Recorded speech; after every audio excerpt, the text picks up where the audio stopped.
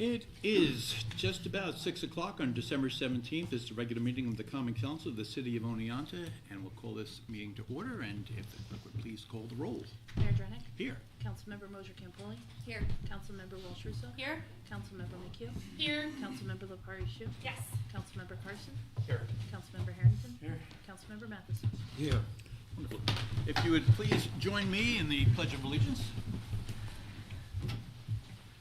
I pledge allegiance to the flag of the United States of America and to the republic for which it stands, one nation, under God, indivisible, with liberty and justice for all.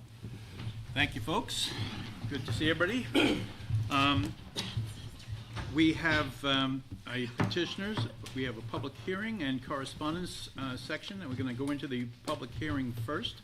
And the public hearing is for ordinance version X of 2024, modifying particular sections of the City of Oneonta Municipal Code as approved by the Common Council on December 3rd, 2024. Is there anyone who would like to speak in regards to this ordinance? And seeing no hands go up, but for mine into the brownie tin.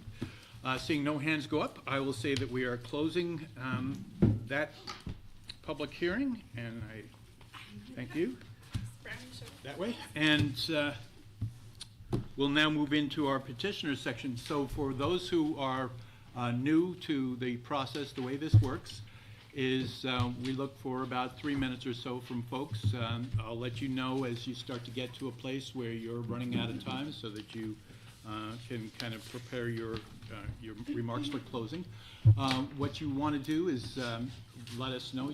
You can either stand where you are, or you can use the podium that is just, it looks like, yeah, just off to the side of Don there. I think it's probably fine there, Don. And either way, and just let us know who you are and where you live, and then we will be happy to hear you. It's not, unfortunately, the petitioner section is not a dialogue. But we are interested in hearing your thoughts and opinions on whatever subjects are important to you. So with that, we'll open up the seltzer and the petitioners section. So if there's anybody who would like to speak. Marge? I'm Marge O'Mara, 4 Ravine Park North. And I do have copies of what I'm going to say, and Carrie, I'm asking you to please take it as part of the minutes. At a previous council meeting, the mayor made a surprise announcement stating that the council meetings will include discussions on the city's strategic plan and how to align development opportunities at 27 Market Street with it. He plans to continue discussions as long as necessary. I recently reviewed the city's strategic plan dated October of this year, and I want to express my frustration and disappointment with this document. While I recognize the time and effort that went into creating the plan, including the special council meetings that were held over the summer, I must highlight a critical shortcoming: the absence of involvement from the community and taxpayers. The strategic plan is a roadmap for our collective future. For it to be effective, it must reflect the voices, priorities, and aspirations of the people it is meant to serve. Unfortunately, this plan fails to do that. It does not address the diverse needs, priorities, and concerns of our community. This plan appears to have been primarily crafted by city staff with little or no input from residents, business, or other key stakeholders. The result is a top-down document that pushes an agenda such as the RS project, aligned with the priorities of the city administrator and the mayor, rather than representing a shared vision of our community. How can we trust a plan that we did not help to create? The absence of our voices in this process has eroded trust in our local government and its ability to represent us. A strategic plan without community buy-in is destined to fail. By excluding us, this process has missed a crucial opportunity to build unity, trust, and shared ownership of our city's future. I urge the council and the mayor to revisit this plan with an open mind and commitment to transparency. Engage with the community, gather our input, and incorporate our perspectives. future of our city depends on it. Thank you very much, March. Have we anybody else who would like to speak to council? Yes. Karen. Carrie, I only have one copy, I'll just give it to you for the minutes. I'm going to piggyback, I think like minds think alike. Mayor and common council members, again, I'm addressing the strategic plan. I want to express my concerns regarding the city's strategic plan, which I had the opportunity to observe being assembled firsthand during the special council meetings held over the summer. While I acknowledge the considerable time and effort invested in creating this document, I must share my disappointment with the lack of community involvement throughout the process. The only community involvement we had was sitting on these hard seats for a very long period of time. The strategic plan's biggest flaw is its failure to reflect our community's priorities, and input from the community was not incorporated into the plan. Instead, it represents a vision of a small group, leaving many feeling excluded from decisions that affect them, all of us. A glaring example of this disconnect is the plan's emphasis on creating and encouraging reimagined communities that are well planned with the goal of walkability and the reduction of individual vehicular travel, which is wonderful, thank you. But in order to bring tourism in here, we have to have a plan in place where people can park. I have a lot more to say, obviously I'm at the 2-minute mark. So to truly serve its purpose, a strategic plan must be built on the foundation of a robust and inclusive community involvement, and it needs to include public workshops, surveys, open forums, and targeted outreach and have those efforts be analyzed and used to identify shared values, challenges, and priorities. I have a lot more to say. So I'll skip all of that, you can read it yourself. I strongly urge the council to revisit the strategic plan with a renewed focus on community engagement by actively seeking input from residents, businesses, and other stakeholders. The city can create a document which reflects the true goals and priorities of Oneonta as a whole.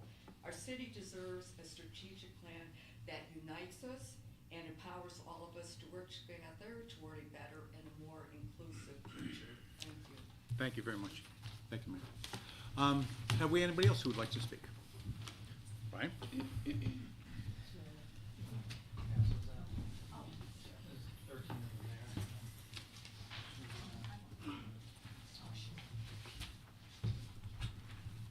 I'm Brian Shaughnessy at 6 North Belmont Circle. I own property on Market Street as well. Earlier this year, the city created a development timeline for 27 Market Street, outlining its development of the property over the past 8 years. This timeline has since been updated by the city in response to emails that came to light because of the FOIL request. It appears the city is still trying to use this timeline to claim that the vision for 27 Market Street has always been housing. While I have already expressed my concerns over this timeline, I feel the need to elaborate. The historical timeline should be presented in a neutral and factual manner. However, it is evident that this one was designed to support the argument for selling 27 Market Street to RSS. Among other issues, the timeline excludes key events from 2019 through 2021, during which time the city's plan for 27 Market Street was to develop a transit hub. Numerous presentations by consultants and city staff clearly outlined plans to build a transit hub at 27 Market Street, along with renovations to the parking garage. The city invested over $100,000 in engineering, architectural plans, and other pre-development work to pursue this vision. I have included a sampling of these plans in the handout provided. On June 12, 2019, I spoke with former Mayor Gary Herzig, who explained the city's plans for 27 Market Street involved developing a transit hub. I expressed my support for the project and followed its development closely, including watching council meetings over the years. At a council meeting held on January 19, 2021, which is still available on the city's YouTube page, there was a presentation on the proposed development at 27 Market Street that I highly recommend you watch. At the conclusion of the presentation, Mayor Herzig summarized the progress by stating, quote, "Ginny and Greg, thanks for the presentation, but mostly I want to thank Ginny, Greg, Judy, and David, because they have been plugging away at this for 2 years, and a lot of work has gone into it. The next step will be to issue an RFP, close quote. Given the significant investment of money and resources into the vision of building the transit hub at 27 Market Street, this project should absolutely be included on the development timeline. Unfortunately, it has been omitted entirely. Compounding this issue, the timeline contains other inaccuracies, all clearly intended to advance a specific agenda with errors dating back as far as 2016. Many in our community have lost trust in our local government, and this timeline is just one example why. As we move into the new year, I sincerely hope the city can strive for greater transparency, fairness, and accountability. Thank you, Brian. Have we anybody else who'd like to speak? Yes. So, I don't bring a prepared statement. My name is Xana McKay, and I just would like to Zana, say you live at, 7 Normal Avenue. thank you. I'm not normal. But I'd just like to say that I have watched the development of plans and the development on an ongoing way for a while, and I have seen a lot of input, and I have seen people ask to participate. And I think there's a difference. I mean, as a city, you have people who are hired to be engineers and organize how things will actually occur, and they are specialists, and you look to them for their view. And not having things go exactly the way you want doesn't mean that the city is not listening to the people who live here. Not everybody gets everything they want. I don't know how a government moves forward if every time a decision is made, the people that don't like it derail this decision. Eventually, somehow, something needs to be done. Thank you, Zana. Yes. My name's Stacy Mitchell. I'm a resident of the First Ward. I'm at 9 Hickory Street. And I haven't been to a council meeting in, I guess, a few months. So I guess I'm also feeling a little out of the loop of some of what's happening here. But I was regularly attending for a while. And so just to echo a little bit of what Xana McKay said is, like, I come here and I see process and I see input. And so I'm just, and as I'm sitting here looking at the comprehensive plans that began around 2019 and how they unfolded, and yes, it was a pandemic. And so I guess I'm just sitting here now, wondering what a process would look like that hasn't already yet occurred. And, you know, maybe I'll have more to say in the future meetings, so I'll just leave it at that for now.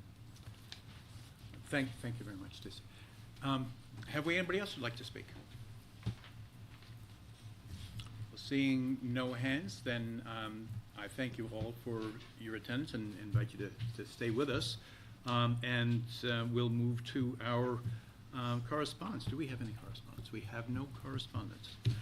So with that, we will move to our committee reports, and we'll begin with our Community Wellness Committee. And who's got this? I'm sorry, Katie, that's you. No problem. So Katie, if you would.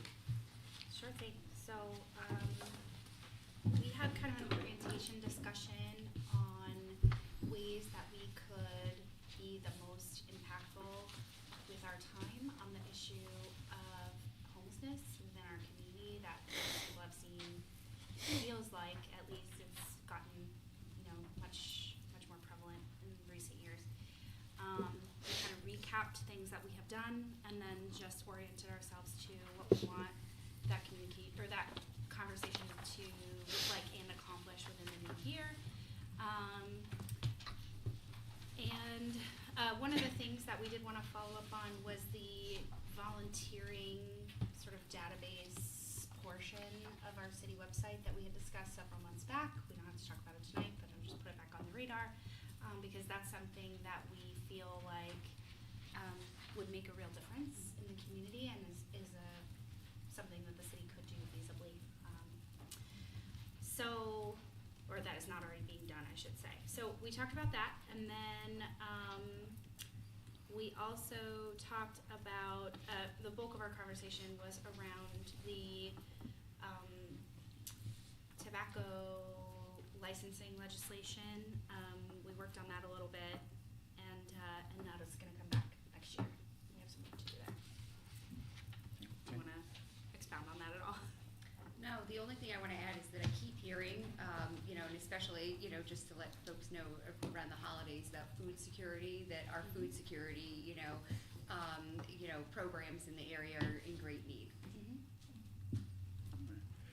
And if you don't mind, I'm gonna join your next meeting. I know that you want to kind of That'd be excellent. reconnect with the charge on, especially as homelessness has kind of evolved since the committee was first built as kind of an increasing priority, and how the Community Wellness Committee might be connected to that, especially with the Safe Homes and Neighborhoods kind of having.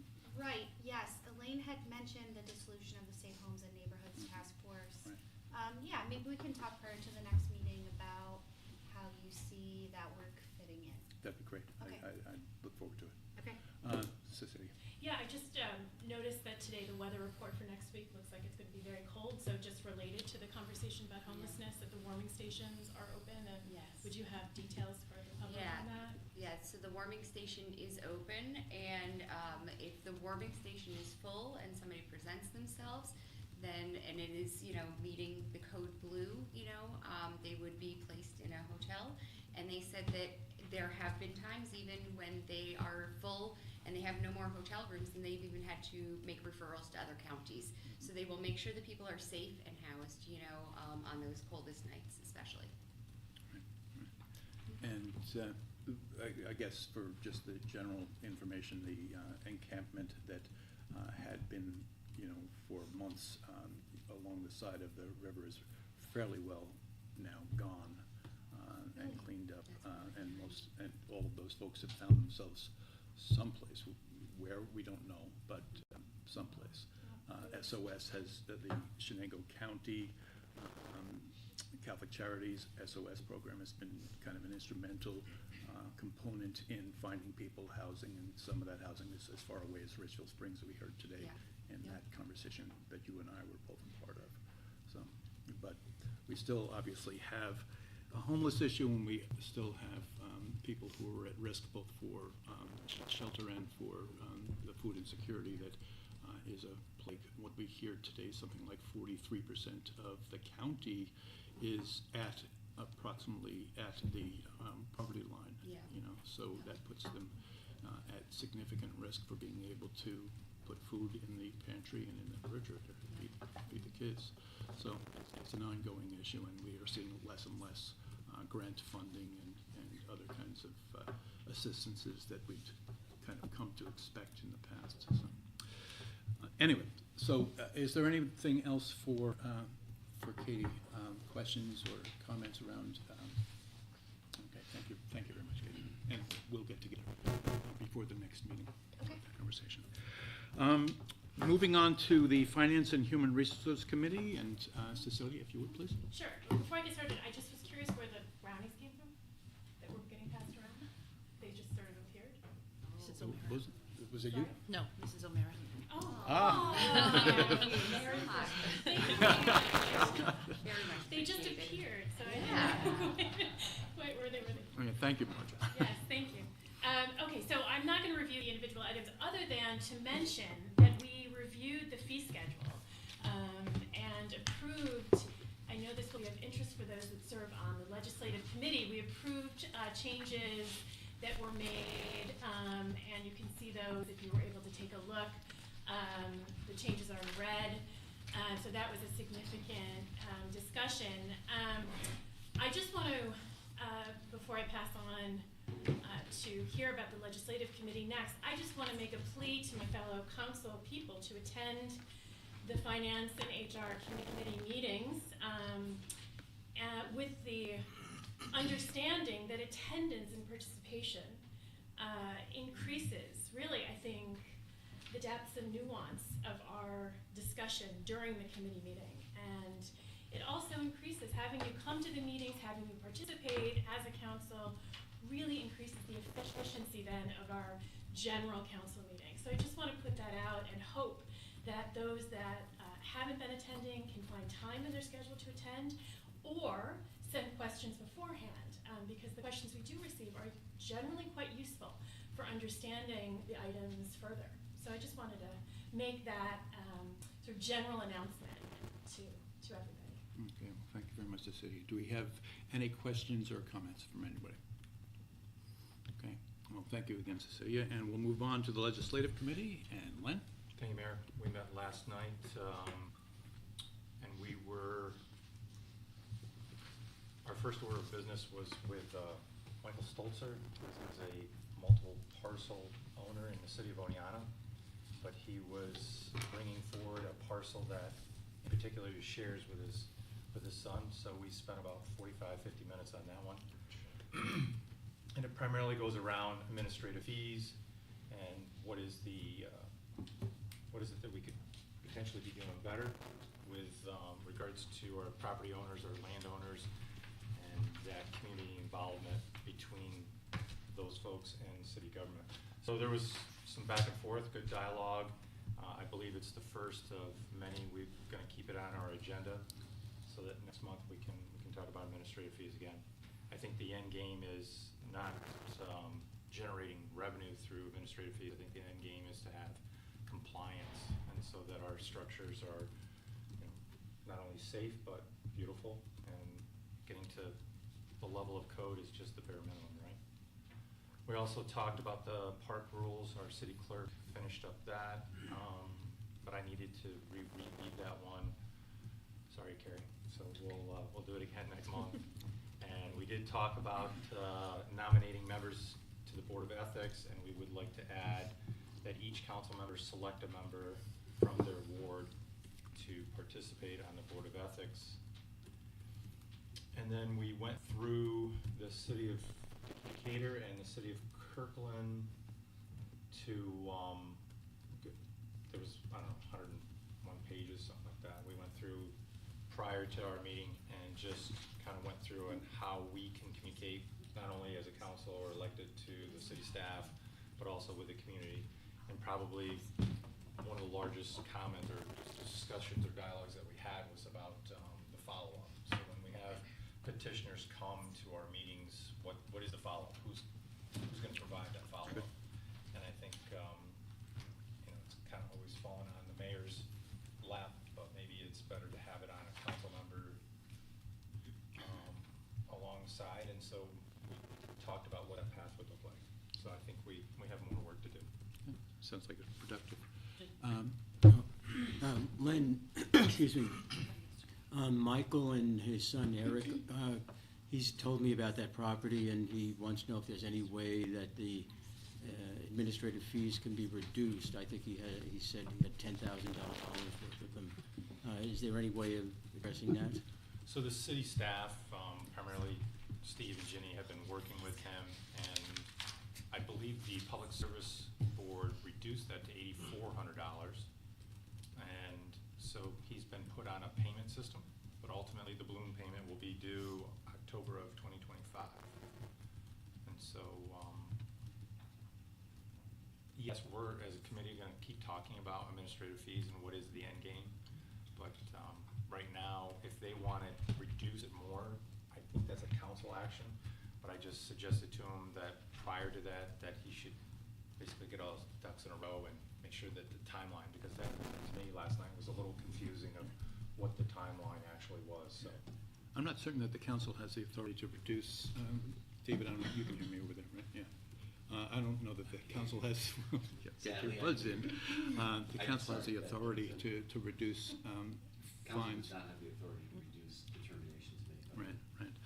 But Yeah, but he has an Article 78 proceeding, and if he intends to bring an action to reduce them, someone should suggest he speak to legal counsel and get legal advice. right. So he has filed an Article 78.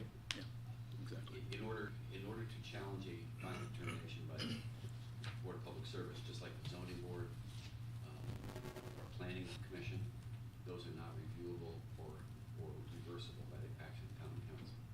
When those boards are established, the council relinquishes that authority Mhm. to them.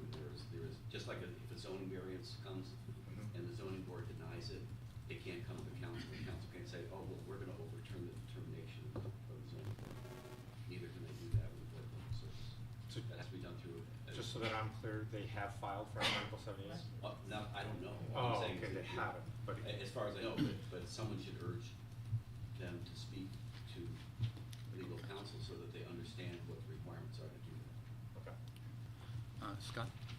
So, the Board of Public Service has been, the last few meetings, they keep bringing up the administrative fees that they think are too high. And so, I'm glad the legislature's looking at it. I was gonna actually ask our Jared of the Finance, that maybe we can look at that too. What the end game is, what we're trying to do, which was compliance. Also, the other thing that was brought up was that the billing, how they get the invoices is confusing. That seems to be a continuing concern of the ones that are coming from the Board of Public Services. They don't understand that when they get this, it's actually still a period going on down the road. So that they think that, you know, if they get a bill for $300, they don't realize that, but you still got the days that the letters are going out and stuff like that to still add on to that. So I don't know if we can change our computer program a little bit to make it a little less confusing, or how to kind of get that out there.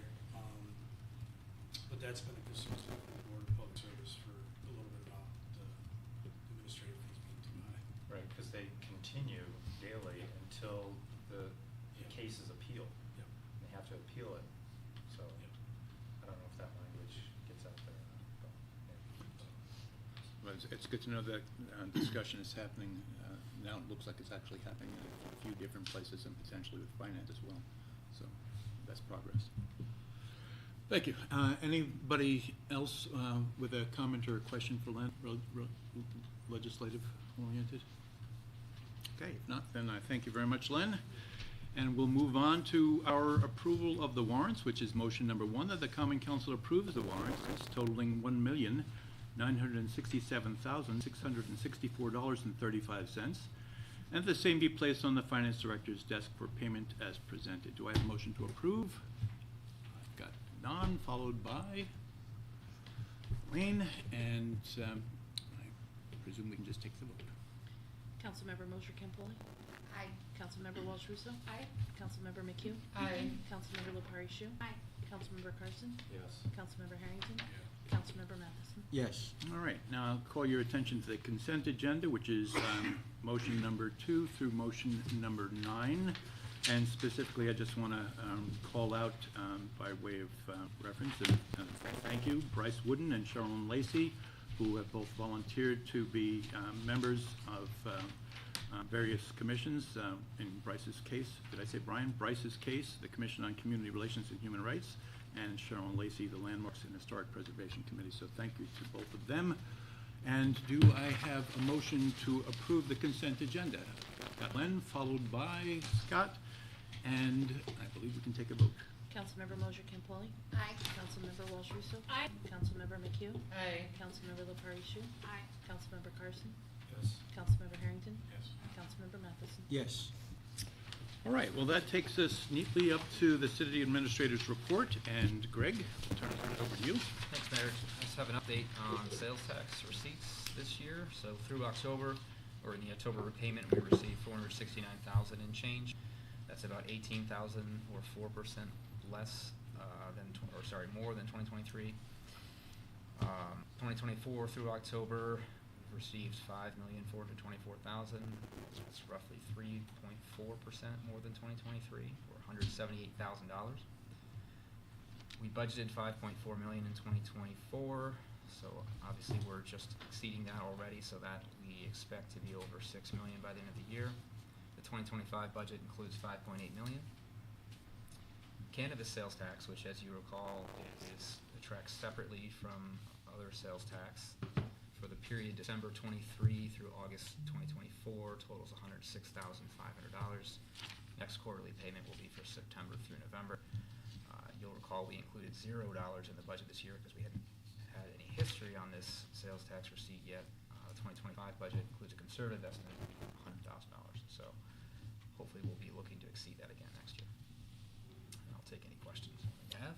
Questions for Greg? I have just a quick Yes. question, and this is just a procedural question. Why does the state separate out cannabis from other taxes? Because it's new? Uh-huh. Ginny, is there another reason? There's a reason because the law requires that it be distributed between the counties and the municipalities in a different way than the actual sales taxes. So it has to be reported on different returns to the state, that it has to be distributed accordingly based on the approvals for the different destinations. Okay. Further questions for Greg? Len?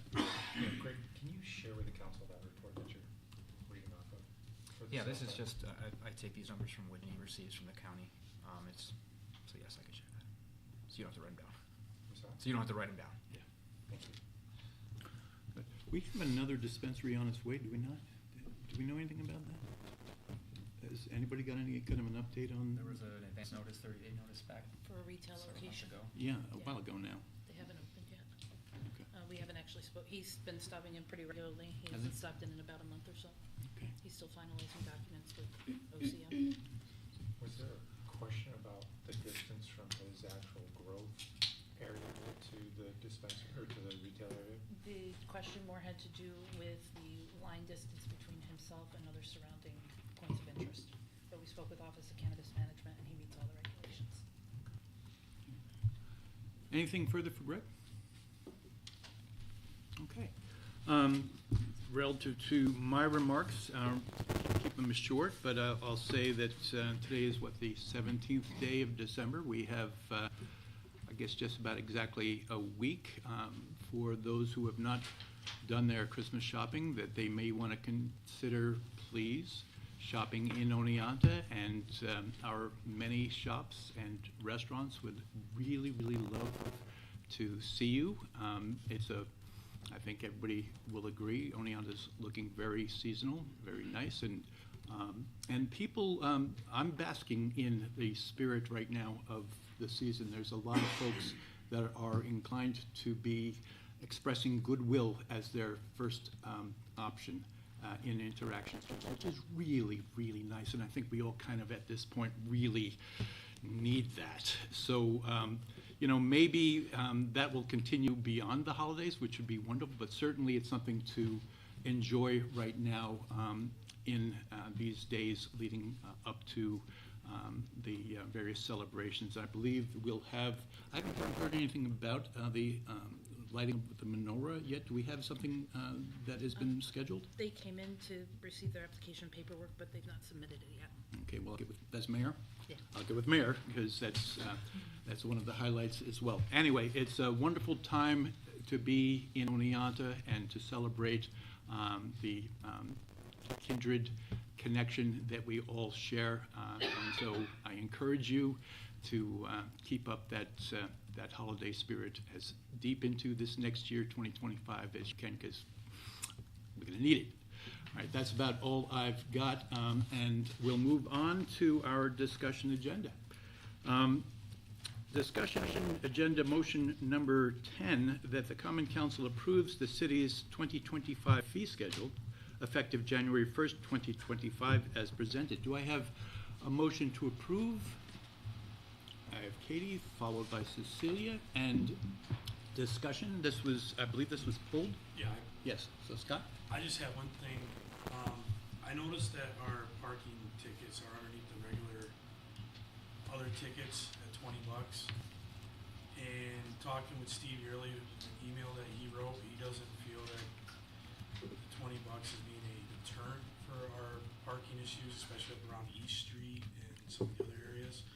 So I would just like to try to raise just the parking fines up from $20 to maybe like $40. So 40. Which page is that on? I forgot to write at the top. Six. Yeah.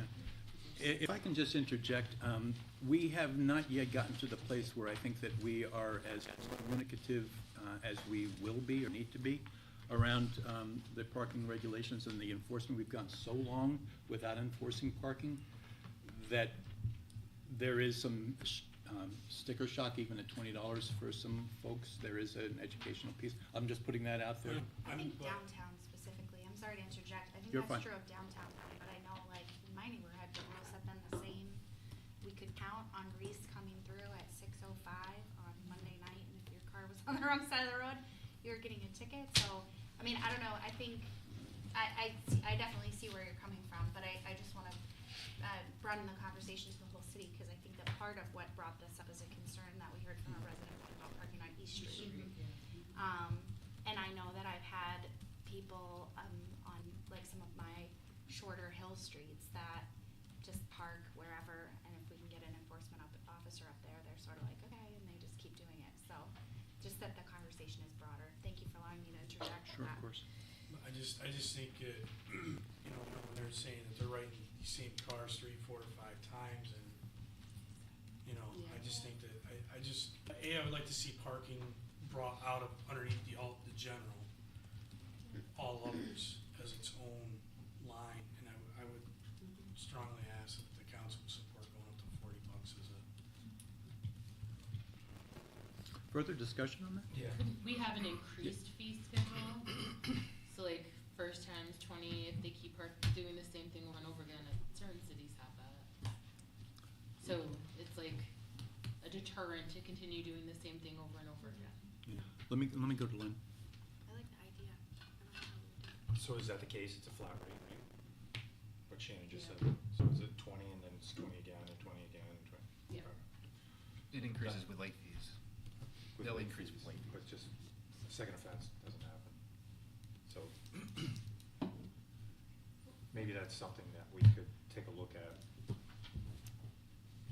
Is that something finance could take a look at? I mean, It is, yes. legislative, we went through all this, but. I think, is it also, we talk a lot about parking and quality of life Yes, as well. I was gonna so, say, I yeah. wonder if it would be relevant there, just because Yeah. that East Street parking issue has come up, and I think Yeah. that's where the comment originated from, right? One About the of parking. several, yeah. East Yeah. Street seems to be the It big, does, the big issue, but, so, you know, but I'm just going off of, and I just really thought about this last minute. yeah. When Steve Yearly, when he wrote back the email, when I was answering, the person wrote Yeah. the email, I'm just like, well, if $20 isn't really, they're going back and they have a park enforcement going there. I didn't think that, it's still a bigger issue that we can talk, maybe we can talk about escalation and stuff like that, but for now, start at the first of the year, if we start off at 40, and, you know, we still have that broader conversation. But I just think, you know, to keep going with 20 and not really taking care of the issue then.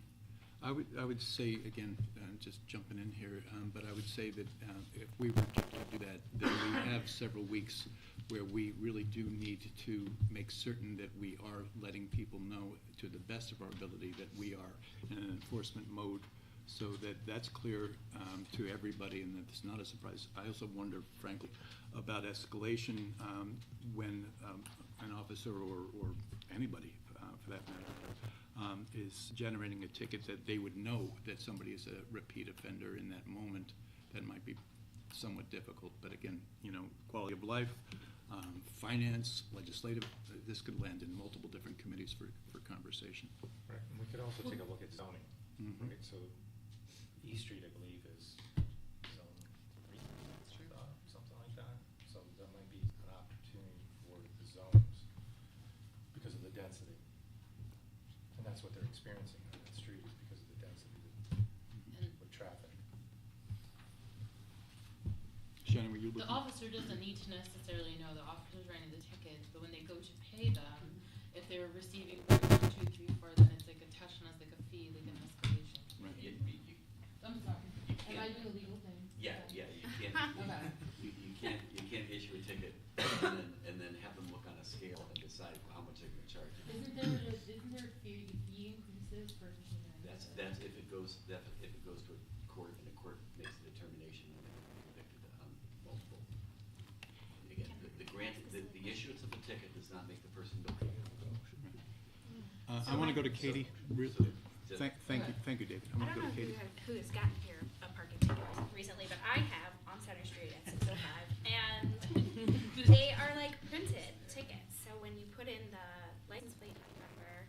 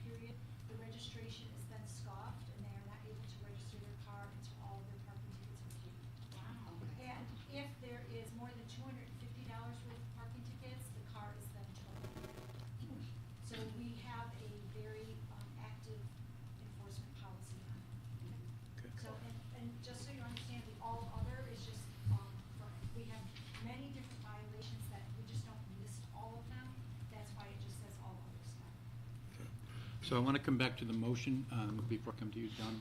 Or Yeah. Go ahead, go ahead. I hear, did you want to go? After you. Oh, okay. I hear from downtown landlords all the time about parking, and their tenants get tickets, and to go from $20 to $40,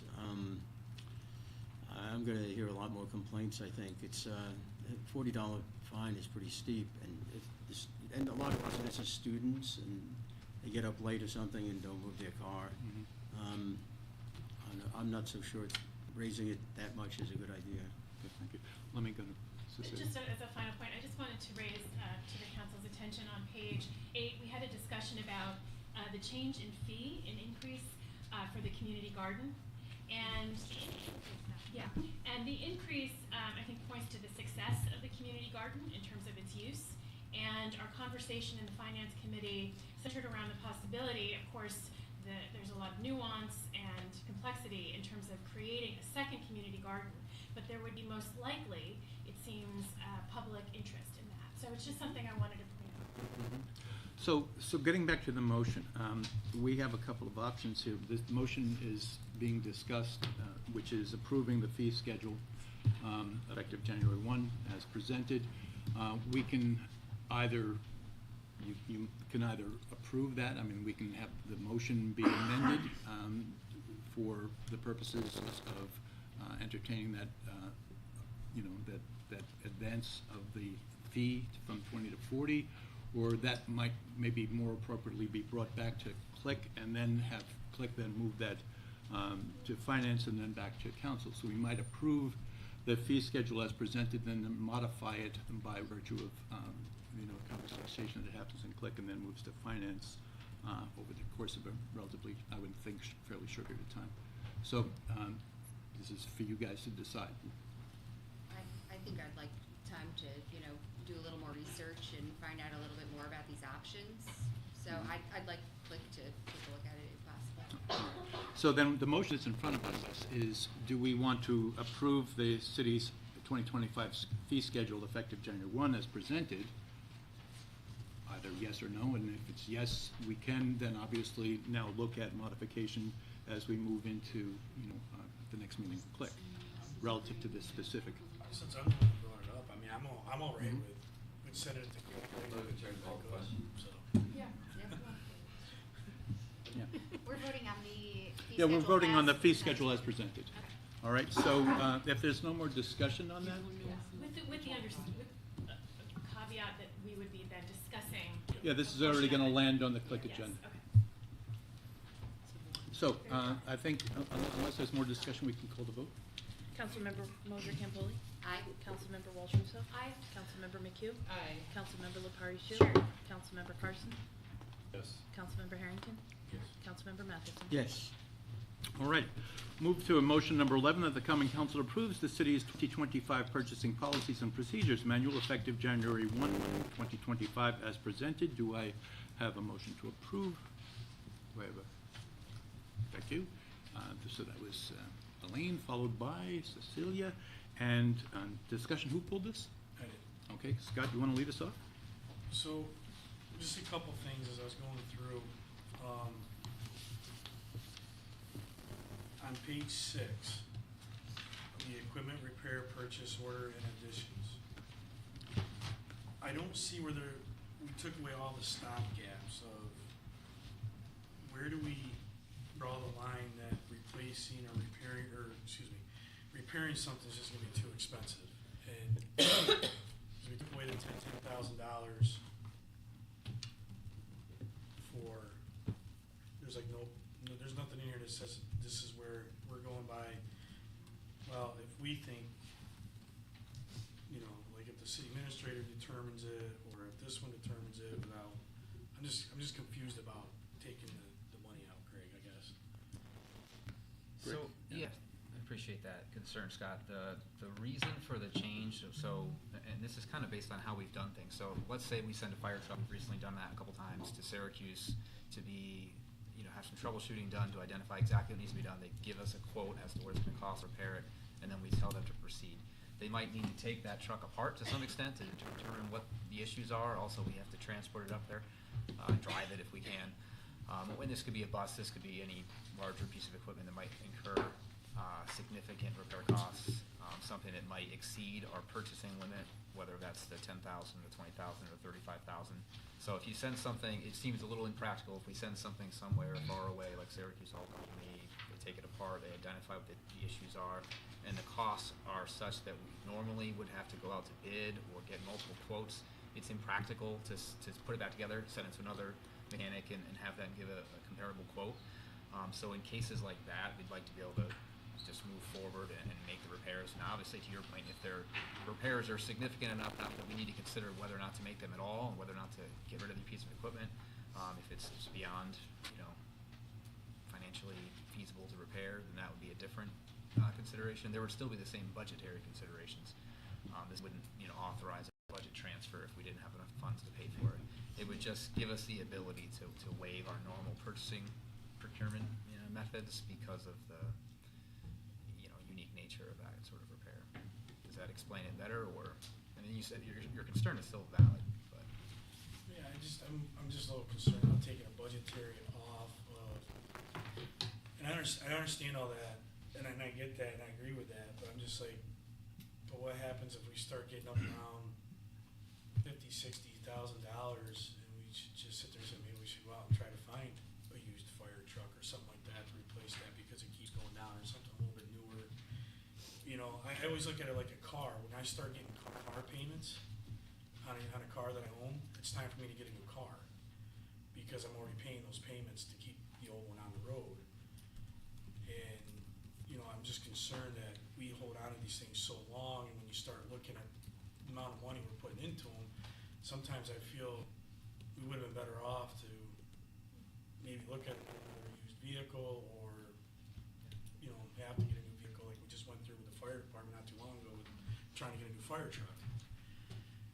I just, sometimes we all sit here and we're kind of talking about money and stuff like that. Well, sometimes putting money on something bad isn't a good investment. Yeah. And that's what I'm concerned about by taking some of this stuff off. I would just purchasing policy. Clarify, just to be clear, that this is not about the budget, any budget transfers being waived. If this is something that's a significant expense that we don't have budgeted, we would still have to follow our transfer policy. This is just about procurement. So if it's over a certain amount, let's say $35,000 for public work, we need to do a formal bid to get prices, and it just doesn't seem reasonable to do that in a situation such as this. But if it's $35,000 and that's something that between the department head and the fleet manager and myself and finance director discussing that, think this is not something that we should necessarily go forward with, that would be a different conversation, to your point. That works? You satisfied? For that one, yeah. Okay. Anybody else have anything they'd like to discuss around this motion? Is this the purchasing policy? Yeah. So I saw that on page 4, there were limits changes, and I know that I'm assuming that these were made in the interest of, making things, like you were saying, with the, servicing vehicles, just to make it more efficient with regard to, inflation. I think I saw mentioned in the memo. I'm just wondering, these presumably are more stringent limits than the state limits, is that correct? Can you tell us what the state limits are? So for contracts for public work, $35,000 or more, subject to competitive bidding, there are no limits below that. The intermediate limits that we've established as a city are up to the city. Okay. For commodities and services, it's the 20,000, same idea, 20,000 and above. Competitive bidding, anything under that, to the state, does not matter. Okay. Professional and consultant services, there are no limits for the state. Okay. And we've established limits. Okay, great, thank you for clarifying. Yes, as you said, inflation is really the driver here. And mainly Public Works, talking with Chris Yabucci and his people, they place a lot of purchase orders. There's a lot of things that cost a lot more than they used to. $5,000 in the case of Public Work doesn't get you very far, so increasing it to $7,500 is sort of just trying to keep up the times a little bit. Gotcha. Professional consultant service is a similar issue there, but also in those cases, you're hiring someone who has a professional license of some sort. That's what those are typically surveyors, engineers. There's a whole list of different types of services that's applicable to. In many cases, you may be hiring someone that you've worked with before, or that you have a detailed proposal from, and you're confident that they can do the work, and it's not. it's just sort of impractical, or maybe not the best use of time to do an RFP or a RFP light, basically an RFP to get 2 written quotes up to $20,000. So we thought it was reasonable to change that a little bit, but keeping the $20,000 limit for an RFP. Okay. Something like a traffic study, we used a firm, CNS Engineers, on a number of traffic studies the last few years. Most of those are more than $5,000. So every time we go up to do one of those, we get multiple quotes. One of the issues that engineering has run into in public works is you ask the same contractors for quotes over and over again, and certain ones are typically the low quote, and at some point they stop responding, and it just becomes an administrative exercise. Okay. So I think the lower limits, that's why maybe adjust those while still keeping the bid and RFP limits. Okay, thank you for that thorough explanation. Sure. Further discussion? Let's take a look. Councilmember Mosher Campbell. Aye. Councilmember Welch Russo. Aye. Councilmember McHugh. Aye. Councilmember LaPari Shu. Yep. Councilmember Carson. Yes. Councilmember Harrington. Councilmember Matheson. Yes. Right. Motion number 12, that the Common Council authorizes the city administrator to execute an extension of the 2022 contract for professional legal services, parentheses, labor relations, close parentheses, to the responsive bidder, Coughlin and Gerhard LLP, Binghamton, New York, for 1 year commencing January 1, 2025. The 2022 contract award included the option to extend for annual renewals of 1-year increments up to 5 years, and on such terms as we are agreed upon by the city and the law firm, subject to review by the city attorney. Agreed upon billing rates for 2025 shall include a retainer of $1,700 per month for basic legal fees. In addition, the hourly rate for litigation, court appearances, and other proceedings which did not occur on a regular basis, but for which the city expressly authorizes and requests assistance, shall be $290 for partners, $255 for senior associates, $235 for junior associates, and $210 for paralegals. Do we have a motion to approve? I've got Len, followed by Don, and you pulled it, so will you take off? So I presented my question. Did you share that with me? Yeah, you did. Did you get, well, let me, you put that out there. I don't know if everybody's read the email, so. I haven't had a chance to read emails today. Yeah, so. Yes, and thank you, Lynn, for sending those questions ahead of time, giving me a chance to prepare some responses. So I'll just read what I responded. Len's question was, has the option of sharing this service with the town of Oneonta and/or the county about city governance been researched? If so, what are those results? We have not looked into that specifically. I did look into that since I got your question. I spoke with Supervisor Mowers at the town. They have 1 union employee. They use Young Summer, which is their general counsel, also as their labor counsel, though he did mention that a different firm does lawsuits. I'm not sure who that is.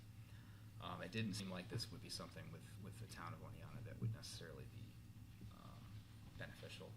I did not hear back from the county yet. I can still follow up with County Administrator Wilson to see if that's, I don't know who they use or how that's done on the county level.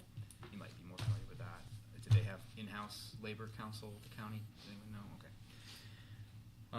I did talk with our labor attorney, Angelo, at Coughlin and Gerhart. He was not aware in their firm or elsewhere of another contract where they have multiple municipalities under one contract. He said they could look into it. He thinks it's probably non-starter for them.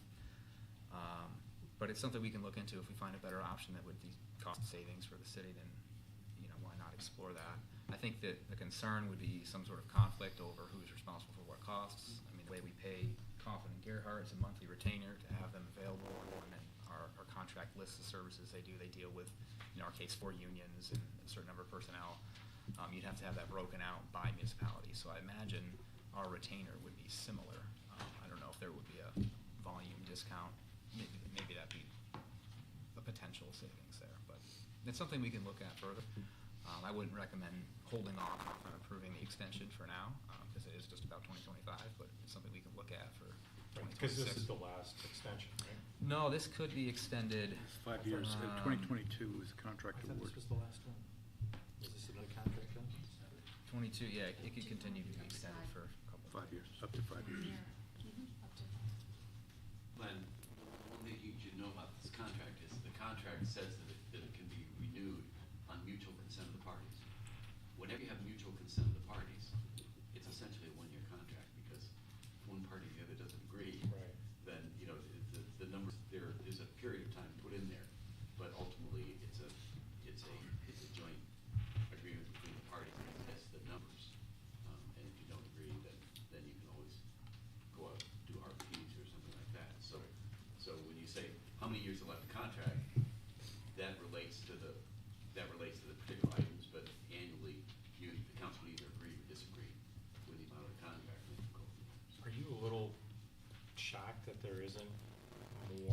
shared services with legal fees?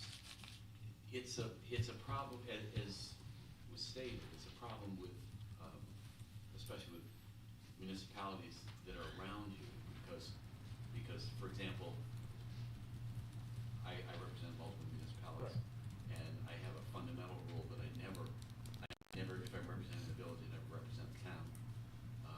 If you're involved with the county, you don't represent individual municipalities usually, because they're very often the people you have the most conflict with. So, which is why I would never, for example, be the attorney for the town. Right. Because to do so, we enter negotiations all the time. We have issues where we cross jurisdictional. So that's sometimes the problem.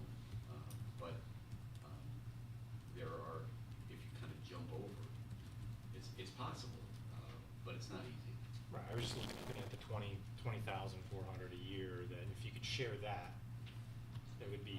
I understand the concern. Right, I mean, because they're still gonna bill out. You think? One would know, you would probably know better. I just note that apparently, when my building in I mean- the city, I'm the equivalent of a paralegal. You are. But according to this fee schedule, but that's, Well, if you'd study my harder. retainer's bigger too, so I don't really too much. It's not too late, David, you can study harder. Yeah, it's so great to wrap this up. I would like to see if we could at least split that retainer with the county, considering they have a workforce that's all of us and then some. I mean, I think the last I knew, they were still in and around 500, right? Employees, I'm not sure. So your suggestion, Lynn, is that we look toward 2026 as an opportunity to be sharing that service with the county, but in terms of 2025, and what this motion is presenting. Our health insurance is with another consortium. It's not contiguous with our county. Maybe it's not just Otsego County, maybe it's the city of Norwich or another. I mean, we've been looking at cities that are comparable in size. Maybe one of those would like to do shared service. Just because it hasn't been done doesn't mean it can't be done. It's just, we need to really start looking at ways of cutting our costs. Okay. Thank you. I just had a quick question Yes, about this. yes, sir. What is question state? What has been the history in terms of using this law firm? Has it been an ongoing relationship prior to 2022? Yes, I think 2014. Yeah, I would say 10 years would be my guess. Before I was involved. We had, before that, we had a firm out of Buffalo, out of the Buffalo area. Uh-huh. Oh, Romo was before that? Who was the union guy that we had in Buffalo? Well, we, Oh, well, yes. that was before that. So the answer is all before that. I see. Okay. And now, thank you. They do have an office in Walden and one in Bainbridge as well, so it's not like a complete loss. Right. Thank you, Dave. Further discussion? Let's call the vote, please. Councilmember Mosher Campbell. Aye. Councilmember Walsh Russo. Aye. Councilmember McKee. Aye. Councilmember Lepari Shu. Okay. Sure, yes.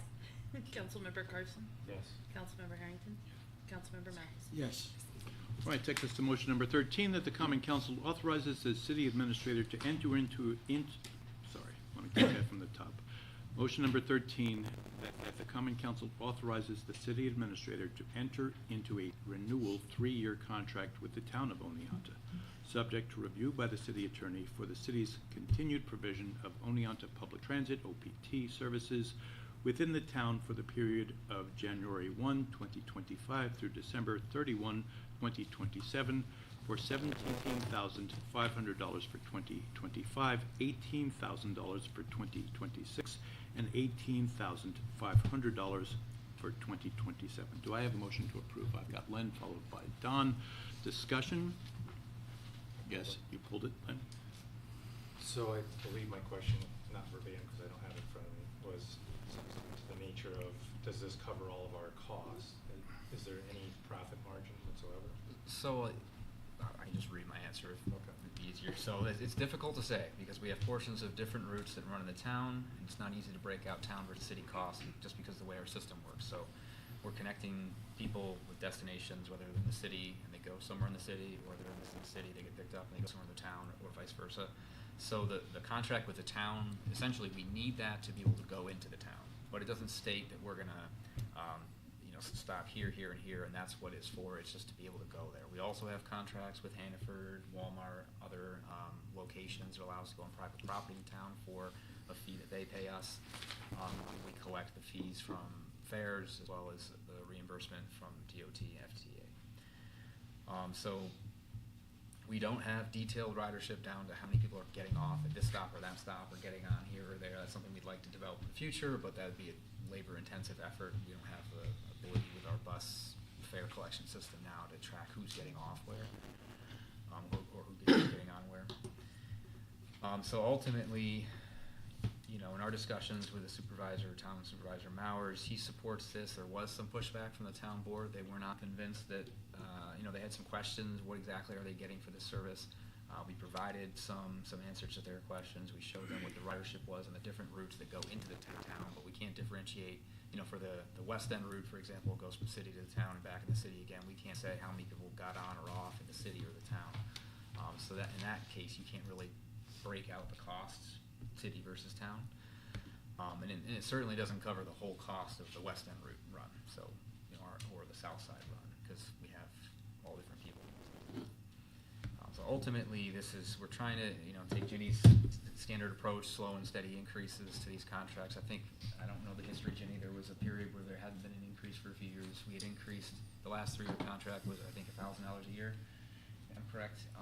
We had initially suggested $18,000 in 2025, $18,500 in 2026, and $19,500 in 2027. The town board came back and asked if we would bump that down a little bit to what's included in the motion. Ultimately, we agreed to that, thinking that having both sides negotiate in good faith, we're achieving our goal, which is to have our partner, the town, contribute something toward our shared goal of providing the service in the town. So that's. So our mileage is fixed though, right? I mean, you not knowing who's and how many are coming on, coming off, but your fixed routes are there, right? Yes. So the costs are fixed. And so that's really my question is, are we having enough money for those routes that we want to have a partnership with, that our costs are being met? It's still difficult. Dave Fotian, jump in if you'd like here. Okay, but it's still difficult to differentiate because let's say you were to take away the South Side route. That's taking away significant revenue, not just the mileage costs and costs for the employee to drive the bus and maintain the bus and the capital cost of the bus and all that. It's really reducing the service you're providing. So a lot of SUNY students, Hartwick students, use SUNY and Hartwick's routes, and then they transfer to Southside to go to Walmart, the movie theater, or wherever. So how's that going to impact the ridership on your other routes? It's really about the overall system, how it connects people, and how efficiently it works as to what your ridership is. So I think to take out one piece of it impacts everything else that's connected to it. I don't know, Jenny or Dave, please jump in if you'd like. Right, I hear what you're saying, but you're kind of focusing in on ridership, and I'm not. I'm looking at just the buses, the drivers, the mechanics, the expenses to run those routes, because those routes are fixed, right? So I'm just curious as to whether this contract covers those costs. No, it doesn't. No, definitely doesn't. Right, that's what I'm getting. Right. And so, how much of a loss are we taking? That I can't answer because there are, again, multiple contracts that are feeding into this. So our contract with Hannaford, it might be on the South Side route. Are you counting that as a South Side contract, or is that also contributing to the SUNY route because you're transferring people, or the East End route or the West End route? I think it gets to be difficult. It might be better to look at the overall cost versus revenues and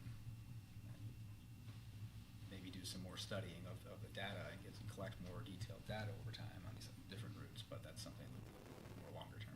Right, so I mean, when we're creating our budget, we have to take into those contracts in hand, right? We need to take those into consideration. So that's, I guess my point is, are we covering our costs through all those contracts? This contract is just, as you said, the entry into the town, and then we have contracts with either private entities going up and down on South Side, and then we have a contract with the county. And so I just want to make sure that we're meeting our costs, because in '26, STOA, as we all know, is no longer going to be funding as much, and so I want to make sure that we're not entering into contracts that hurt us rather than covering our costs. Right, I mean, as you pointed out, it's the CARES Act funding for OPT will be exhausted either in '26 or sometime thereafter. Ginny should comment here. Yeah. The CARES funding for the OPT grant, that will be fully exhausted by the end of 2025. And we have gotten notification from the state that they have increased our operating aid from 135 up to 259. So that will be a tremendous support.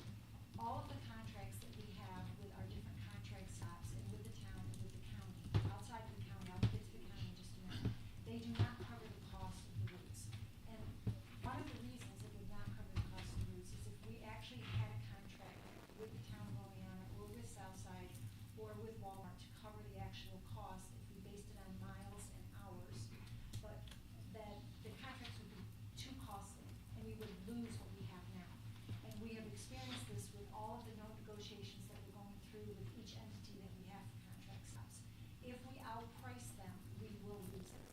We almost lost the town this time because there were a number of the town board's members that were questioning why they should continue it.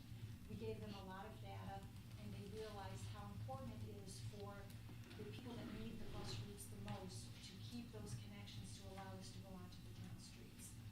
So, and then when we are looking at the next motion, and I'm just gonna jump into there, with the Cooperstown route, those costs are actually being calculated. The formula is, detailed, and I'm not sure if it was shared with you. I provided it to Greg to share with the council. But that actually takes in fuel costs, mileage, for maintenance. It takes in all of the maintenance records we have for all the buses. It takes in an average hourly rate for the bus drivers to actually run the routes. Then we come up with, the cost of the route itself with different aspects. We have administration costs on top of that, but then we also give the county, credit for revenues that we're all earning on the routes between the store, our passengers and the store miles.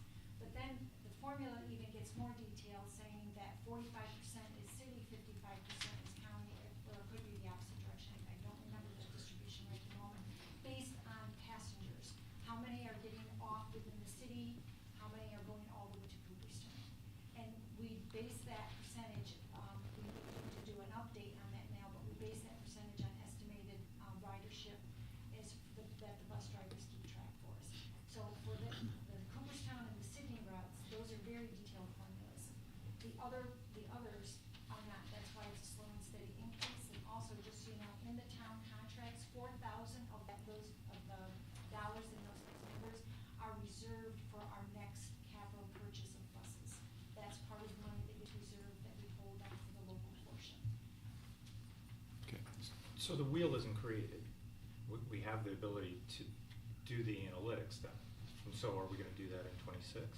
We can if you. Or '25, sorry. We can if you would like to see that. What we can do is actually we keep statistics on passengers by route, miles by route, hours by route. And we can take the cost and we can allocate it, which I do for the STOA report on all three of those categories. And we show the cost allocation, but it's going to be much different depending on which stat you want to use, so I can provide all that information. All right. Thank you, Jen. Don? Ginny touched on what I wanted to ask about, and that's a formula for fuel fluctuations. That's probably the biggest cost that changes. So if we have that for the county, is there a way of including that same kind of a formula in the price that the town pays? Because that's not included now. Again, so the town has, there's been a negotiation with the town on these numbers, so you're asking whether or not we can reopen that negotiation with them? Or? Not necessarily. I guess I guess that's possible. I don't know. What I was thinking is basically question: how come the fuel cost fluctuations are included in the county but not in the town? I guess that's my question. It is because of the mileage. Because most of the mileage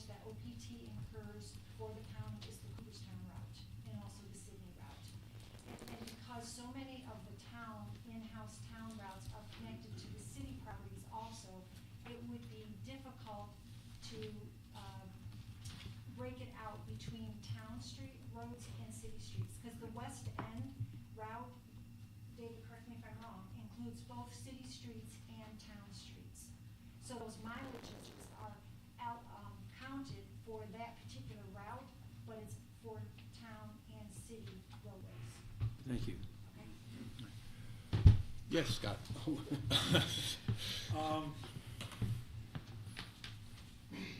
What happens if we lose this contract? What does it mean for our bus service? If you lose the contract, then, David, correct me if I'm wrong, we will not be able to go on the town roads, which No, means that we will it's not, not is that correct?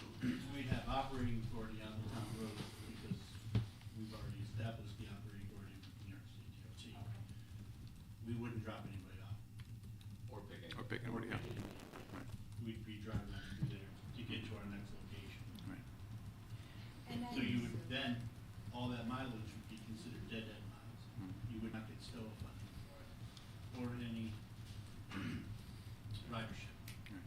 And of course, people on, It's considered dead-end. yeah, of course, people on those routes are using the bus for purposes of going to work, shopping, doing other things that are Talking about generating the West, economy. We're taking people's access, Box Factory, Custom Electronics, Brown Street, Mhm. the ARC. Right. So there's an impact to the economy for the fact that we're able to provide people this transportation. Yes, Elaine? Just pointing out, there's, I know a lot of, workers who have disabilities, especially on Brown Street, that rely on that bus route to get to and from work. And the reason we have the contract staff, say for Walmart or Hannaford, is because we are allowed, for our OPT, to have transport services on our public roads. But as soon as we go onto private property, then we need a contract that allows our bus to go onto the private property. Yes, Lynn? So approximately how much of the cost are we covering with all the contracts? Oh, hold on.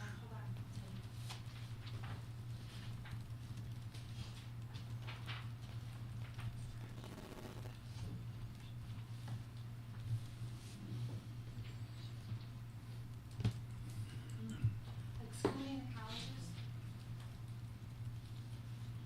Excluding the colleges. about 246,000 Of his budget. for, Those. well, for 2025. For 2024, it's about 238,000. Just increased it slightly. Right, and did you increase the STOA rate? It went from, you said 135 to 2 something? We just got that. Yeah, we increased STOA from 1.2 million to 1,350,000. We have any, But I'm sorry, I just wanted to clarify, that is just for our regular passengers and mileage. For the operating aid, what's in the 2025 budget is the CARES grant.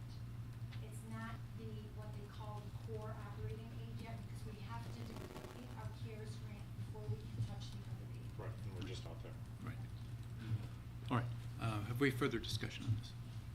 If not, we can please call the vote. Councilmember Mosier Campoli. Aye. Councilmember Walsh Russo. Aye. Councilmember McHugh. Aye. Councilmember Lepari Shu. Yes. Councilmember Carson. Yes. Councilmember Harrington. Yes. Councilmember Matheson.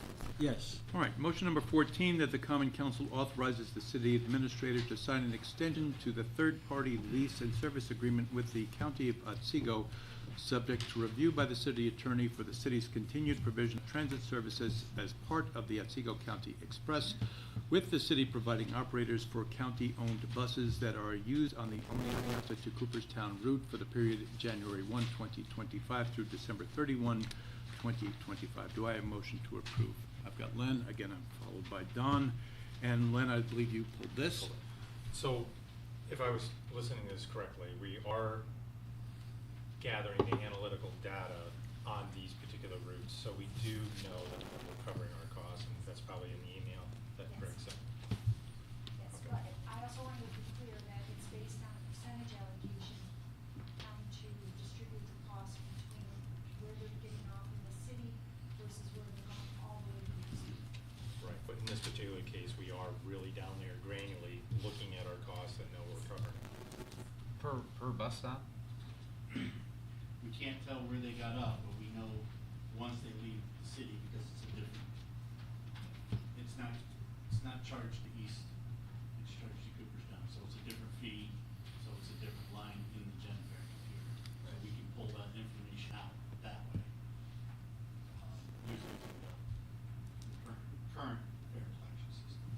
just wanted to clarify, we still don't have Yeah. where someone gets We off. charge the city rate to Price Chopper, and after that, it's the county rate. Right, but you're covering your costs. Correct. We're charging them for our costs. Right, so on those routes, we're covering costs, but on the other routes, the town routes, we're not. We're not covering all of our costs. Thank you. All right, further discussion? Call the vote, please. Councilmember Mosher Campbell. Aye. Councilmember Walsh Russo. Aye. Councilmember McHugh. Aye. Councilmember LaParty Shu. Aye. Councilmember Carson. Yes. Councilmember Harrington. Yes. Councilmember Mathis. Yes. All right, motion number 15, that the Common Council approves the following resolution. Whereas the City of Oneonta is submitting a request for $1,230,000 grant to the New York State Department of Transportation pursuant to Section 5311, Title 49, United States Code, for a project to provide public mass transportation service for the purchase of 2 buses, capital, for the 2024-2025 fiscal years, and has committed the local share of $123,000 to be funded from the restricted reserves within the enterprise fund. Whereas the City of Oneonta and the State of New York have entered into a continuing agreement which authorizes the undertaking of the project and reimbursement of the federal and applicable state shares.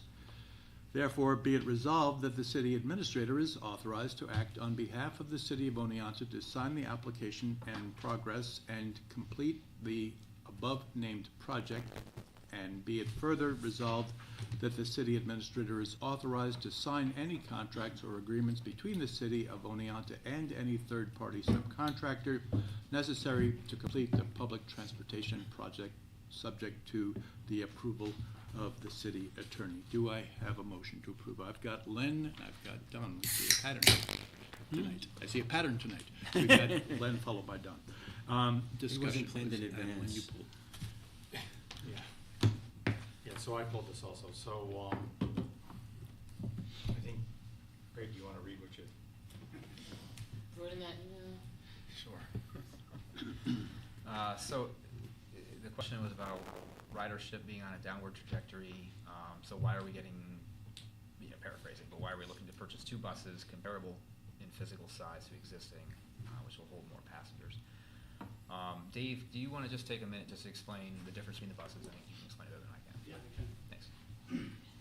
So the buses we're gonna replace are what we call cutaway buses. The truck chassis, they're very high, they're not user-friendly for people with mobility issues. They have 11-inch step. They're basically, they look like a school bus. We use those currently on some of our routes that people don't have mobility issues. The reason we want to replace those 2 buses, first of all, they've met their useful life and beyond. Second of all, as you said, Len, you hit it on the head, we want to go smaller. We want to take and put where we want to use these 35-foot buses where our 40s are currently running, going smaller. Take our 30-foot buses and put them where these are. So we are going smaller. We're just doing it, we're swapping out equipment. In 27-8, I believe it is, grant applications, we will be eligible to replace the big buses. And I'd like to just do that same trend, smaller, as we talked about before. I think that they're adequate to handle. We still will need some 40-footers for the night. But I think with the fleet that we will have, we'll be able to handle it much better. I agree, we need to go smaller, and that's what we're trying to do. We're just trying to do it sooner with the replacements that we're eligible for. One thing you told me, Dave, that I wanted to point out, part of the increased capacity is due to allowing standees, which are current cutaways. You can't have those. They can't have standards. That's what is part of what increases the total capacity. Standees. People that stand and hold Standees and the rail. Is that like a speakeasy? No, standees. Do we have further discussion on this? So Ultimately, Dave, the plan is that we're gonna get smaller buses. Yes. I agree. And I didn't have the time to look up, these are on the vehicle replacement list? Yes. Are we doing it at the time that it was scheduled for? No, actually, we're doing it early because they, the state, deemed them they met their useful life. Through their buses, they supplied to us. They're actually 1 year early. Just 1 year? I can, if, Okay. I'm sure in the, email, that Greg had, he showed how much we spent on these buses. It's been quite a bit, and they need to go. Well, I apologize, I didn't get to read the That's email. okay. I left my They're house great at questions, though. 10 minutes to 7 this morning, and I didn't get home until late. All right. But somebody's asking. Okay. Further discussion? Take the vote, please. Councilmember Mosher Campoli. Aye. Councilmember Walsh Russo. Aye. Councilmember McHugh. Aye. Councilmember Lepari Shu. Aye. Councilmember Carson. Yes. Councilmember Harrington. Councilmember Matheson. Yes. All right, that takes us to motion number 16. Motion that the Common Council approves the city administrator's appointment of Brittany Law to the position of administrative specialist at a base salary of $39,500 CSEA salary grade C3, effective December 19, 2024, subject to the satisfaction of all applicable civil service and pre-employment requirements. Do I have a motion to approve? So moved. All right, I've got Katie followed by Elaine, and discussion? Have we discussion? Yes. I just have a question about, we have been talking about delaying any hires until there's gonna be a committee that looks into this. Isn't that what, overall expenses? And there had been some discussion earlier about a job freeze. Yeah, I don't know that the council has approved No, or they even haven't. taken up the motion of a job No. freeze. And relative to, and it's my bad that I didn't mention this before, a budget review committee that consists of Lynn and Katie and Mike and Elaine. I'll be providing all four of the council members and would-be council member January 1, that Mike will join us with the details, the charge, et cetera, for that committee. But I don't believe that, and there's been a discussion of any hiring freeze or or any position not being filled until such time as a budget review committee has run through all the possibilities. It was nothing specific, there was a general discussion. Yeah, so I don't believe that there's, beyond the general discussion, I don't believe that there's been anything that this council has agreed to relative to that. What we have right now is an empty position that those who are trying to access the finance, component that is forward-facing are, they have, even the community has a more difficult time than they would. And of course, the finance department is stretched to its max to try to cover. So this is an empty position that we're trying to fill. So I'm going to back out and let the council continue its discussion, and you can, yes, go ahead, Lynn. How long has it been vacant? Since October 19th or so, when we had a retirement. October 19th? I think that's the date.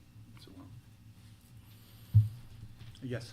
I just wanted to direct the council to the finance and HR committee packet that you received. There's a letter from the director of finance describing the necessity of this position, and it gives background details, the requirements for the job, and that it is in fact a replacement for a retirement.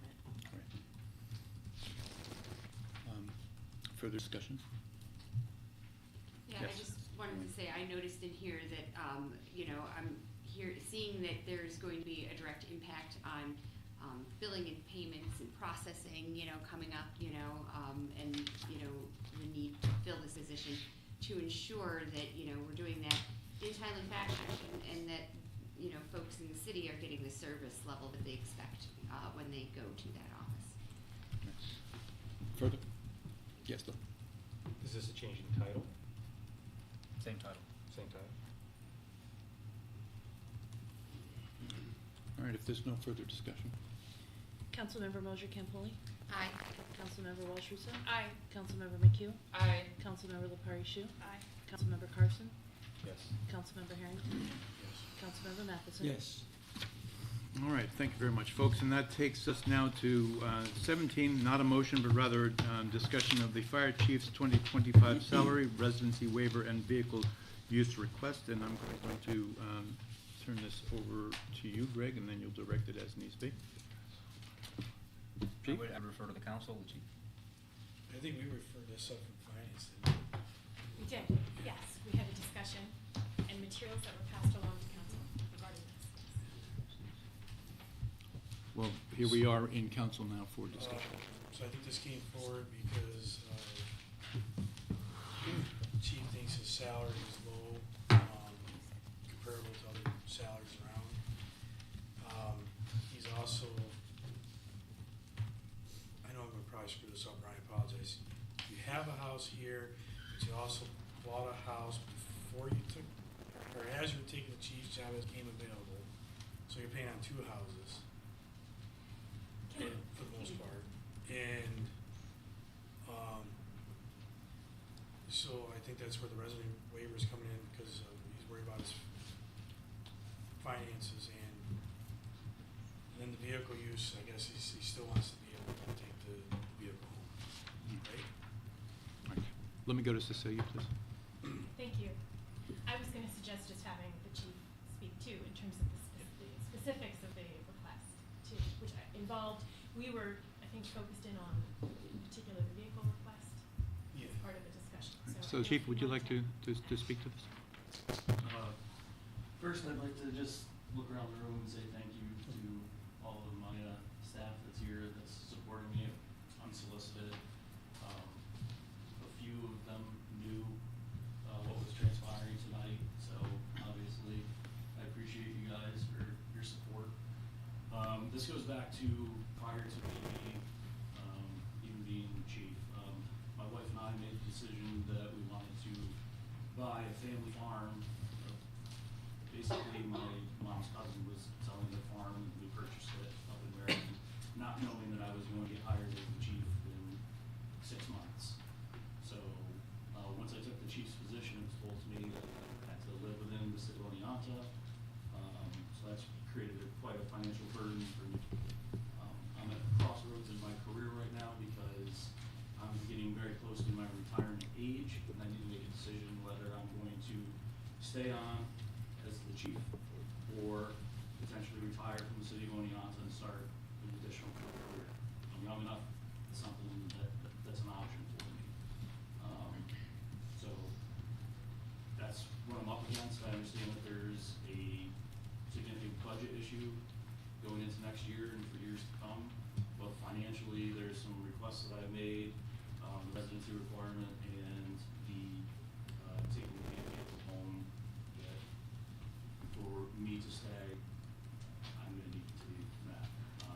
I had expressed this to Greg last year, that I didn't feel his salary, not only for myself, but for my staff, was where it should be. That continues this year, and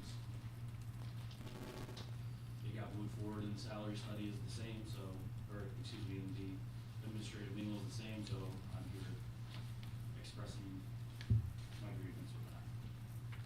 And let me continue with the council input here. Len?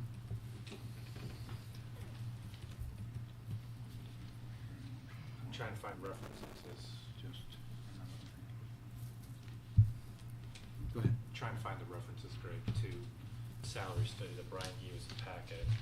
I guess I'm just gonna have to serve by memory because I'm not finding it, but it looks like Brian's salary was put at the introduction level, whereas the individuals that were compared to in the same department head level were not. What was your thought process of?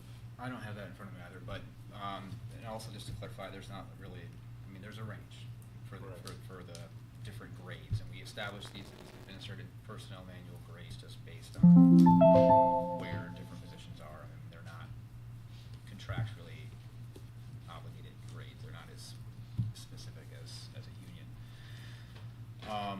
The process generally, the point of doing, encouraging the city to take on a citywide salary study, look at all the employees at once, is to look at everyone equitably at the same time and try to adjust salaries to be closer to the market median than they were. We recognized that they were low.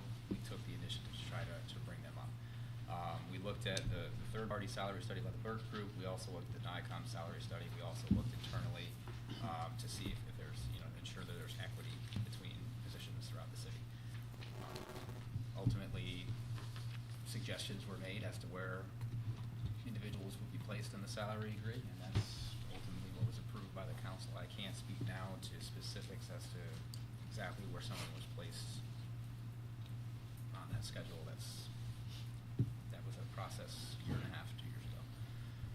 My general viewpoint in responding when I met with the chief and discussed this with him was that, and I've seen this in my experience, when you look at an individual position outside of a process like the one we went through, when you adjust everybody according to a market study, you start adjusting people individually based on requests or certain needs, you start to throw the system out of whack over time. We've done that before. It has cascading effects. If you change one person, the next person asks for an adjustment, and then you're starting to make case-by-case decisions where I think it made more sense, and I think it worked pretty well to look at the whole organization at once and bring everybody up together in a sense. Now, it's not exactly when you look at these market median salaries, we're not saying everyone's at exactly 90% or exactly 95% or 100%, whatever it may be. So I understand why people can look at that and think, well, I can make an argument for myself or another position in the city to be different. But ultimately, I think at the end of the day, there is no perfect formula for figuring out salaries. And, again, that was a comprehensive study that's done at the time. Recommendations were made. The council went with those. I don't support changing individuals one at a time as a general rule. It's not something I want to seek to do. I would like to update this comprehensive salary study, and I think we could do it internally in the future. Every few years to make sure they're not falling too far out of range. Obviously, most of our union contracts are 3 or 4 years long, and when you get into looking at renewing those, you want to be able to have a good, factual basis for suggesting changes, and I think the same applies for administrators as well. I don't mean to imply that it needs to be 4 years between salary studies. I think every 2 or 3 years, just updating and seeing where we're at makes sense to me. It's not something we've done this year. We just increased salaries significantly last year, as has been well documented. And then, as Brian mentioned, given the significant concerns expressed by the council and the public about the salary raises that were given and are still being given, and the budget situation in 2025 and beyond, I just didn't feel it was the time to recommend any increases beyond the $1,500 change that's in the admin manual. So Brian expressed his desire to come and discuss it with the council. I have no problem with that, so leave it to you. All right, so let me go to Don first. Regarding the residency waiver, is there precedent for that? Residency waiver, so our city code, this is a long story that these guys all know pretty well, but our city code has a requirement that firefighters live within 5 miles of the fire department. That, based on a state law and the fact that we don't have that in our current IAFF firefighters contract, we can't apply that or enforce that for firefighters. However, the fire chief and assistant chief are not in the union, and so the city code does apply to them. That's based on the advice that we've had from legal counsel and the city attorney as well. So, given that applies to him, Brian needs to live within that radius, which just he explained, I didn't hear that last part. Given that the code applies to the chief and the assistant chief, he has to live within that geographical area, and he's seeking to live outside of that. Now, I'm not going to talk about ongoing negotiations. Hopefully, they're not ongoing for much longer. It's looking pretty good in that regard. But if there comes time where union members are allowed to live within a certain radius that is different than the 5 mile that is in place now, I think it would be only fair to hold our chief and assistant chief to the same standard. However, I understand the council would express desire, some of you anyway, in the past, about having all city employees or certain officers of the city or department heads live closer or even within the city. So that really is, ultimately would be a council decision to change the code if that's what you wanted to do. I would support equity between, union members and our administrators. But are there any other department heads that have been given waivers? Yeah, Waivers, yeah, so there are certain, the city charter requires city officers, which technically the fire chief is not designated as an officer of the city. There's a separate code section that applies to the fire chief and assistant chief. But officers of the city are required to live within the city unless there's a waiver. There have been waivers, many waivers issued over the, well, I don't know if I say many, I don't know the number, but I know the finance director, the last several iterations, the finance director hasn't lived in the city. Our Department of Public Works director, whether he's an officer of the city, does not live in the city. So there's a number of officers that don't live in the city. So what are you recommending then in this particular case? I would wait and see what happens with our union contract, and I think it would be fair for whatever is in our union agreement to match what we have, what we hold our chiefs to. If I remember correctly regarding the vehicle use request, I think, Ginny, didn't you say that it would we would have insurance problems with that? No, not insurance problems. I just want to make sure that if the council approves the use of the city vehicle to be taken home, that there's guidelines to make sure that we don't get into a taxable fringe benefit situation. So, for example, if the chief used the city vehicle, but then he used the city vehicle to go get his groceries, and that was reported to me, then I would have to look at how it would affect a taxable fringe benefit. I'm sure the chief would not do that, in my own personal opinion, for what it's worth. But I just want to make sure that the policy or whatever the council decides to approve will avoid a taxable fringe benefit situation. So it could create problems or complications. It could, depending on how it was structured. Thank you. Actually, I want to say one more thing.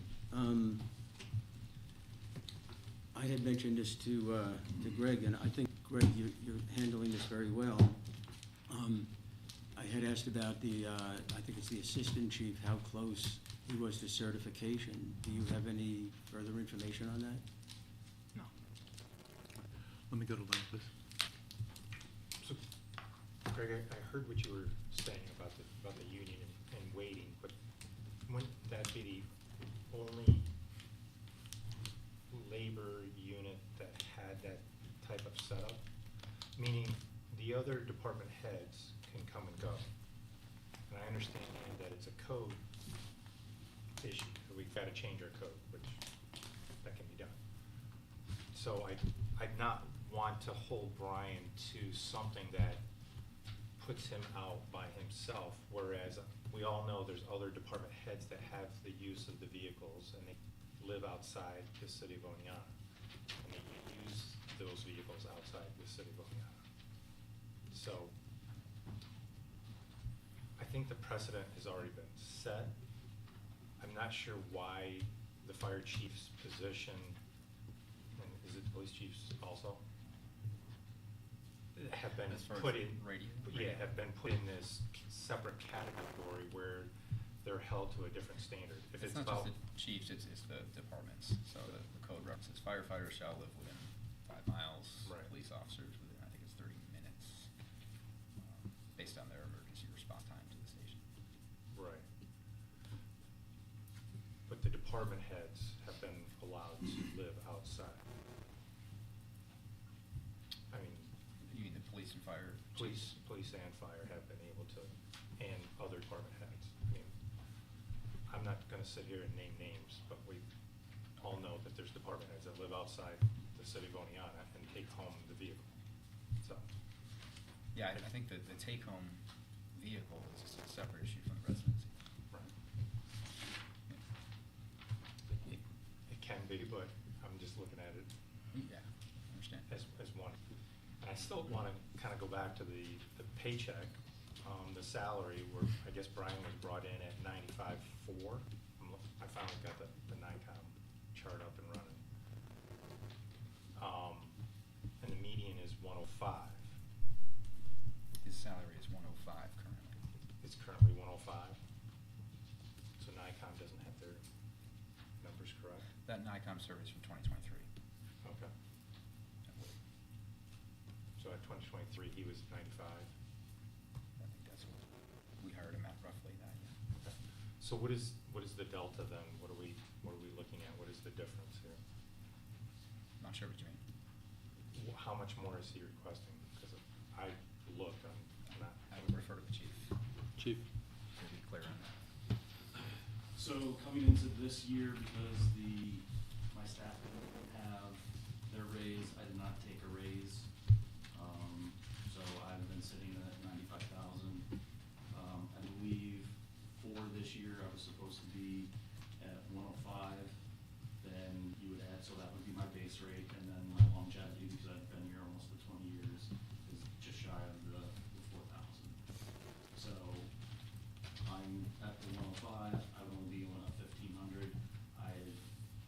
Part of my letter to the finance department, the finance committee, was I'm looking at my final average salary. There's certain equations that are in there as far as how much you can make without penalties and stuff. So this year in 2025, I'm asking for $120,000. With that said, I would take less this year once the contract is finally settled. I would take 104 so that I can offset and maximize my retirement. If that makes sense. Clear as mud. Scott, did you have something? Probably did at one point. Okay. I thought I No, if you don't, that's fine. Listen, I just want to add to this conversation. You guys are in a difficult spot. I understand that. This is obviously a difficult time for me because we are where we are with the budget. Whatever your decision that you guys make, I will be fine. Like, I've built an incredible resume. Like, there's going to be plenty of opportunity for me. I would like to stay and finish the job that I started. I feel like I'm doing a good job. I think this support shows it. And I want to see this through and provide you with someone that's going to be the successor to me that's going to come from within this department.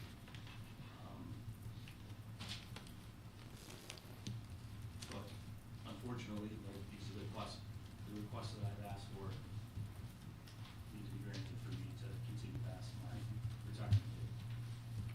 And I don't want that to seem like I'm holding you guys hostage, it's just where I am in my life. So we have a union contract that's closing in on its, we're getting close with the union contract, and the union contract is likely to have some effect on a couple of these questions, and the salary is a separate concern.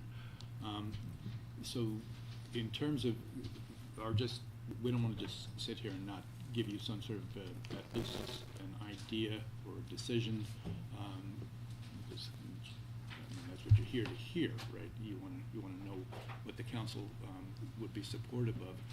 I would imagine that the union negotiation, once settled, is going to wind up providing us with some parameters around at least a couple, if not all three, but certainly two of the questions that you presented us with, and then the third is the salary. And I would suspect that what this council is going to want to do is consider that as a motion, and that may not be something that we do here, but something that this council then considers and can provide you with a yes or a no on. And so I would kind of defer to, number one, Greg, on the union negotiations.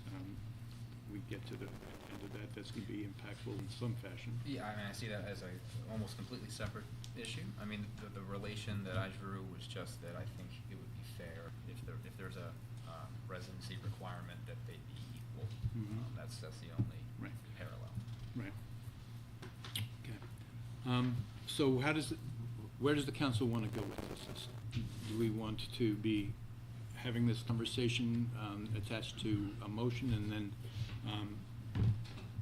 generate a decision that, you know, the chief can walk away knowing what his future looks like? Or do we want to do this? Yes, go ahead, Scott. Before you finish that sentence, so I've always been the one about residence requirement. When you hire a position and they know what the residence requirement is coming in, I don't believe we should handle waivers for that. However, I believe that a waiver, and the intent behind a waiver, is for somebody that's worked their ways up through the ranks and decided that they want to become chief or something like that. So I think if you're gonna look at waivers, you gotta look at them in two different ways. This isn't a new hire, this is somebody that's been with us, and they've made a career out of this and they worked their way up. I too believe that 100% that's a waiver that we should really take serious. I have no problem giving that to you. And I'm Mr. Anti-Waivers. And I think that's a good place to start. I don't know, and I understand it, and I commend him for waiting until the union contract is settled.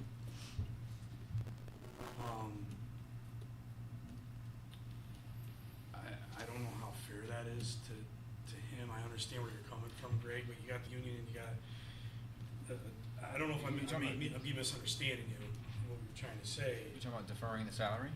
Huh? You're talking about Brian's Yeah, you request to said wait defer his? until the union contract was settled. Oh, that was something completely from the chief, just to be clear. Oh, okay, And so that's I misunderstood. similar to the union contract, Brian will be paid his full salary for 2024 at some point.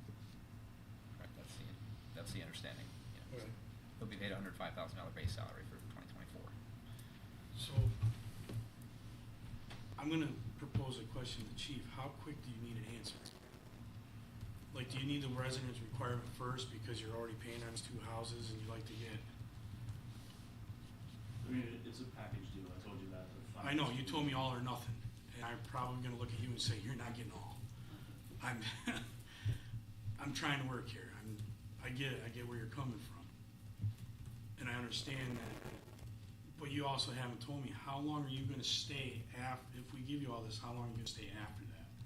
What are you gonna commit to us? So I would commit to 2025, 26, 27, and probably into 28.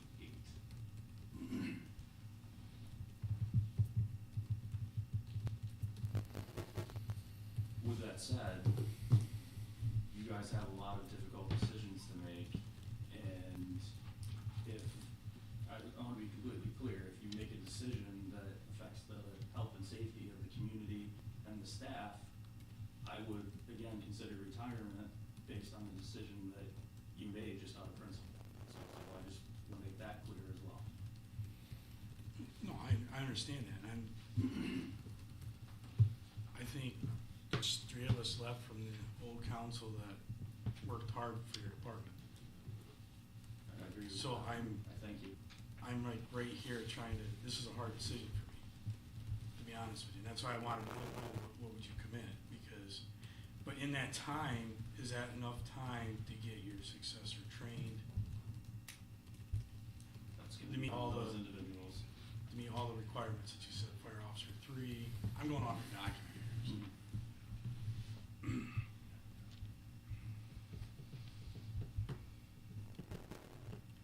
So. So,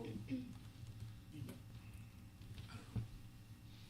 So you want an answer quicker than, I'm assuming by like, you want this meeting, next meeting?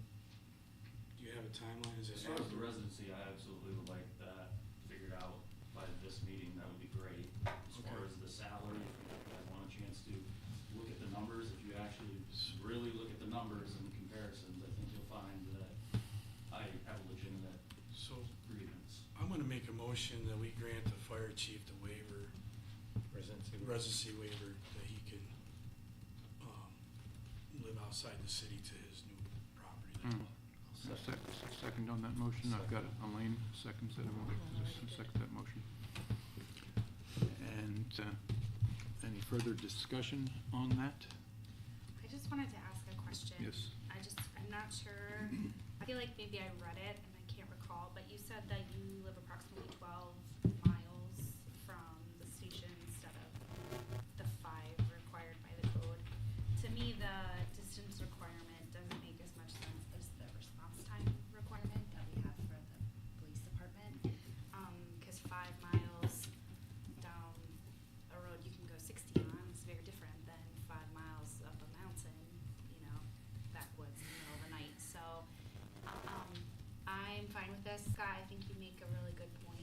I am curious what your average response time is if you had to be called in from home. Is that If I have from Boniana or in the township of Maryland? from where you intend to live after we make this motion? From the township of Maryland, it would be like 13 minutes. Okay. With the chief's vehicle, lights and sirens. If I'm driving my personal vehicle, Gotcha. then obviously I have to follow all the stop signs, the traffic signals, things like that, and that severely delays me. Gotcha. I think that was a very helpful statement. Thank you. Further discussion on the motion? We'll call the vote, please. Councilmember Moser Campoli. Aye. Councilmember Walsh Russo. Aye. Councilmember McHugh. Aye. Councilmember Lepari Shu. Yes. Councilmember Carson. Yes. Councilmember Harrington. Yes. Councilmember Matheson. Yes. Do we want to move on to consideration of the vehicle in this meeting? I have questions. Yes, okay. About the, well, I mean, I don't have to ask them today. I'm just saying that I have questions about like what that means. You know, you had mentioned like we would have to potentially. There's just more that goes into it, right? Than just like, yeah, take the car. You know, I think based on what you said, it sounds like it's important.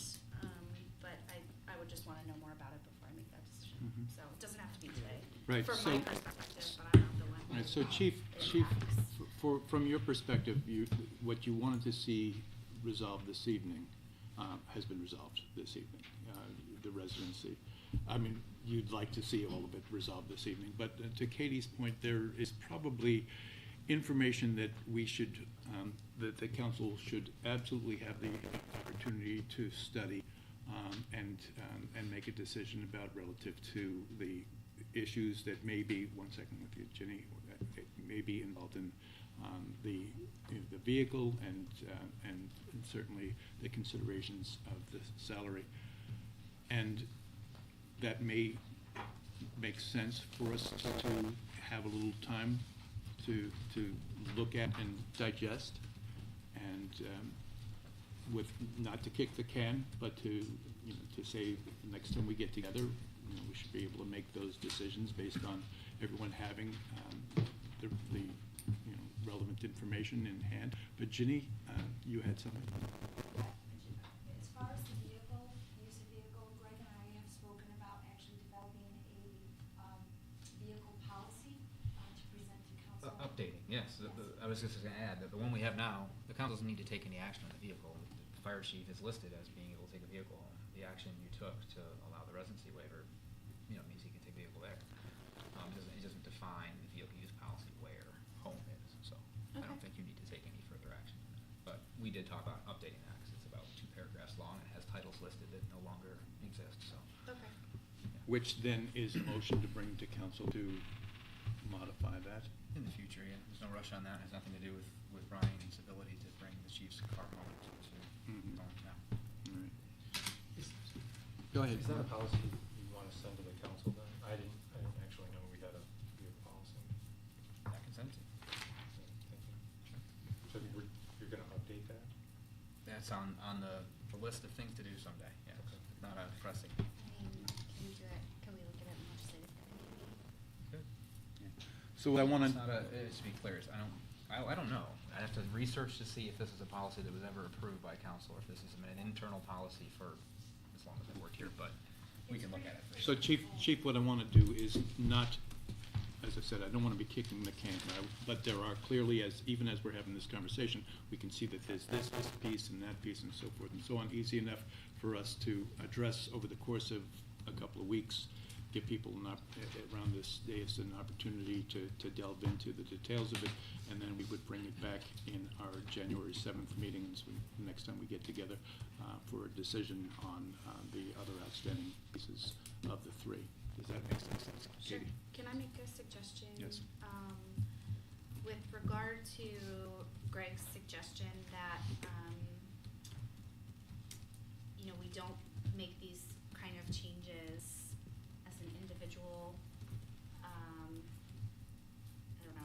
as an individual situation, but that we take a comprehensive look at everything, since the fire chief salary falls under the admin manual and the admin salary schedule.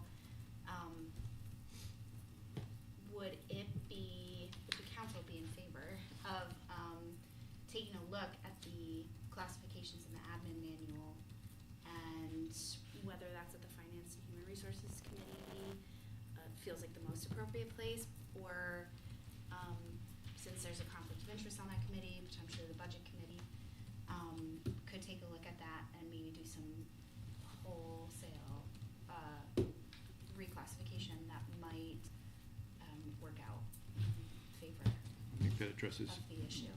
to some degree, Greg's original concern that he expressed about doing things, in a, this person, that person, and Yeah. another person sort of scenario. Go ahead, Cecilia.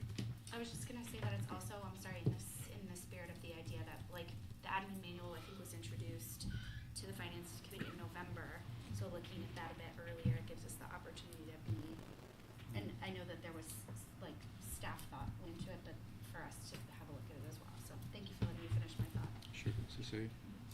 It's a little bit related to your point about kind of the broader question. I actually am curious about, in terms of supporting documents, what else we may need. You've given us 6 attachments. Are there additional pieces of information that you would like included for us to evaluate? Is that enough? Okay. Should be enough. All right. And has everyone here had an opportunity to look at that thoroughly? Maybe, I would just ask, could you resend it, 'cause I can't get it. yeah, okay, so that kind of, not everyone has had the opportunity. I've So- read it, I can't Sure. find it, I can't get my stuff. Residency waiver 270, the field use policy. All right. He doesn't. Mark? Yes. Oh, I would like to see if the council could ask Greg to find out about how far away the assistant chief is from being certified, because I think that would be useful information. He needs fire officer 3. I can't think He needs the fire officer 3 class. I'm sorry, I still didn't hear you. He needs the fire officer 3 class. And how far away is that? It's up to him to take it, and it's a 2-week class. So it's a 2-week Are you class here? away. Raise your hand. Susie, no. Thank you. I think we should encourage the assistant chief to take the class. Well, all right, so what we're going to do then, I think we're agreed, is that we have made a motion, and it's been accepted, that the residency requirement has been waived. We'll look at getting as much documentation in front of our council members as we can. It's germane relative to both the vehicle request and the salary. And we'll look at how we might be able to look at this more holistically, as opposed to, looking at one individual's needs, which I think is, to your point, not the greatest precedent. So, so I think we have a strategy. Chief, if you're okay with that, we're not, as I said, we're not going to kick the can too far down the road. Just January 7th, we'll come back with that conversation and motions, and people will decide one way or the other. Okay? All right. That works for everybody? Yes, Scott? Just one thing to tag on, if we were gonna grant the salary request, when he's asking, can we get what it's gonna look like budgetarily for us? That makes How we sense. Possibly try to pay for that. If you refer back to my note, I put in there how I can fund it. Just required a little bit of work by the finance office. I'm sure it is, like I said, I can't get on the computer. We'll get that to you. Yes, Kate. That way, so I'm gonna make it audible. Clue. Okay, I just wanted to say one thing that I feel like should be said in the room, which is that I think that it makes sense that we are all, well, maybe, I don't know, this presumptive notion that the assistant fire chief would be interested and would be the person to potentially take over the fire chief, but I think that anyone who is interested in taking the fire, what is it, the class, fire something 3? It's a series though, you have to start with fire officer 1 and then take fire officer 2. Start with fire officer 1 if you haven't done it, just, I don't know. I think that it's nice, and that's obviously the way we would want it to go, but I wouldn't want anyone to feel like that opportunity was closed to them, especially since you're literally all here, I think. We should mention that. Thank you for coming. Okay. That was nice to see. All right. So if, unless there's something else we want to add to this discussion, Len, do you have something? No. Then we'll, we've given ourselves a homework assignment, and we'll be back to resolve the rest of this on January 7th, Chief. And great to see all you guys. So with that, we are done with our agenda. I'll open the conversation up to additional business or anything for council consideration. Is there anything for council consideration, or do we have additional business? Yes, Len? I think the last part of my email to council was, I watched the video of the finance committee and heard the comment from the chair, and I would like clarification from the city attorney. I mean, I found page 189 referencing a chairman of a committee, but doesn't give it. My understanding is that the chairman leads the meeting, but doesn't make the decision. The chairman leads the committee, board, or commission, but does not have the ability to decide what items are brought up. So let me just stop it there. So the Finance and HR Committee, Mayor put that together, Mayor generated the charge, and at this point, all the members of the Finance and HR Committee have been made aware of the fact that we will be meeting prior to the next Finance and HR Committee meeting to have a discussion about the specifics, the procedures, the processes. That's appropriately where that takes place. So it'll be that Finance and HR Committee and the mayor, and actually, Greg, I'd like you there as well because you're so obviously involved in this process. And I think that is the appropriate place for us to resolve any questions about how that committee runs. Okay. Anything else for council consideration? All right. Have we a need for executive session? Mr. Mayor? Yes. I just have one thing that I'd like to read real quick. On Thursday, Lauren Eaton graduated from the Utica Fire Academy. Yeah. Yes. She started Saturday on shift, so I just want to recognize, I think it's important for our organizational history, she's our first female firefighter.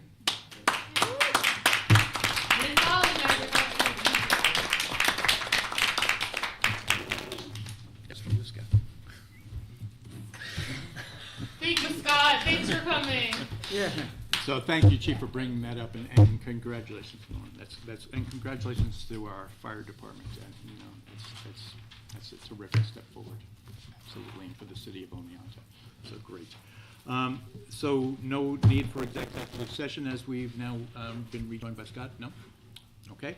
In which case, I will wish everyone happy holidays, Merry Christmas, Happy Hanukkah, whatever you may celebrate. It's a wonderful time of the year.